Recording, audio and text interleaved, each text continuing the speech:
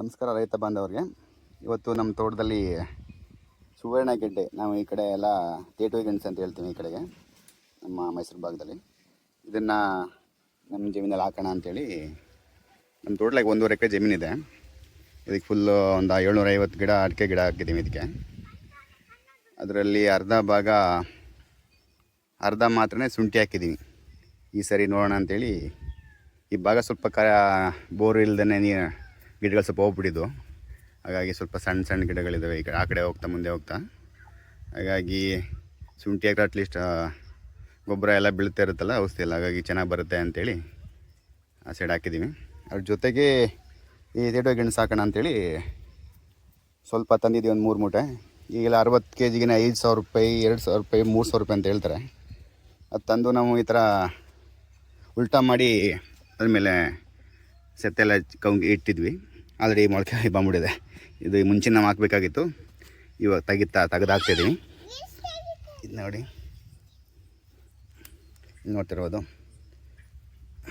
ಇದಕ್ಕೆ ಈ ಥರ ಅಡ್ಡ ಕಟ್ ಮಾಡ್ಬೇಕು. ಇದನ್ನು ಅಂದರೆ ಮೊಳಕೆ ಬಂದಿರೋದು ಮಾತ್ರ ಕಟ್ ಮಾಡಿ ಅದನ್ನು ನೆಡಬೇಕಾಗಿದೆ.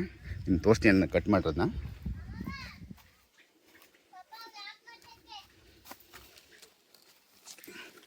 ನೋಡ್ಬೋದು, ಇಲ್ಲಿ ನೋಡಿ, ಈ ಥರ ಕಟ್ ಮಾಡ್ಕೊಂಡಿದ್ದೀನಿ. ಎಲ್ಲವೂ ಅಷ್ಟೇ ನೋಡಿ, ಇಲ್ಲಿ ಆಗ್ಬೋದು, ಇಲ್ಲಿ ಎಲ್ಲವೂ ಮೊಳಕೆ ಬಂದಿದೆ.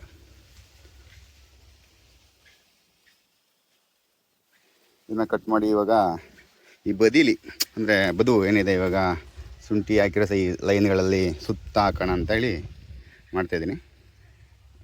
ನೋಡೋಣ ನೋಡಿ, ಇವಾಗ ಹಳ ಸ್ಟಾರ್ಟ್ ಮಾಡಿದ್ದೀವಿ ತಗೋಣ ಅಂತೇಳಿ. 1 ಅಡಿ, 2 ಅಡಿ, 3 ಅಡಿ ಹಿಂಗೆಲ್ಲ ಹಾಕ್ತಾರೆ. ನಾವು 1 ಅಡಿ 2 ಅಡಿಗೆ ಹಾಕ್ತಾಯಿದ್ದೀವಿ. ಅದು ಸ್ವಲ್ಪ ಆಳವಾಗಿ, ಸ್ವಲ್ಪ ಮಣ್ಣು ಹುಡಿ ಮಾಡ್ಕೋಬೇಕು, ಸ್ವಲ್ಪ ಲೂಸ್ ಮಾಡ್ಕೋಬೇಕು, ಯಾಕಂದರೆ ಅದು ಬೆಳೆಯೋಕ್ಕೆ ಸ್ವಲ್ಪ ಇದಾಗುತ್ತೆ. ಈಗ ನೋಡಿ, ಇದು ಗೆಣಸು ಹಾಕ್ತಾಯಿದ್ದೀನಿ. ಇಲ್ಲಿ ಇದೊಂದು ಹಾಕಿದ್ದೀನಿ, ಇಲ್ಲಿಗೆ ಮಣ್ಣು ಹಾಕಮ್ಮ. ಇದಕ್ಕೆ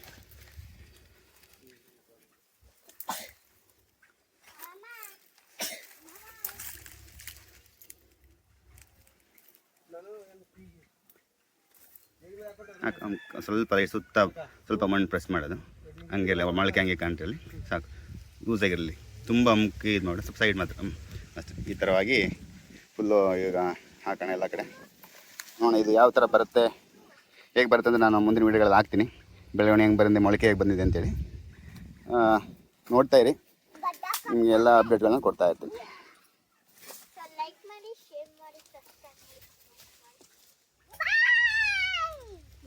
अच्छे